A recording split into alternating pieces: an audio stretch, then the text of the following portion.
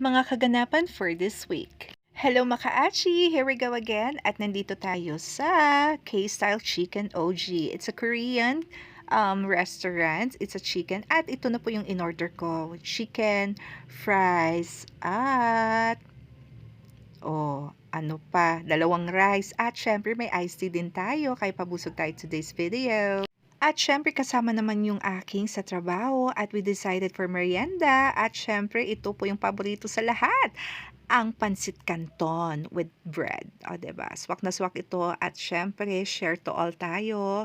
Kaya tara, let's food trip, pansit canton. Sa healthy side na naman tayo at syempre ito po yung ating okra with bagoong. Ito po yung Bisayang bago. I forgot the name pero sobrang sarap ito mga kaachi.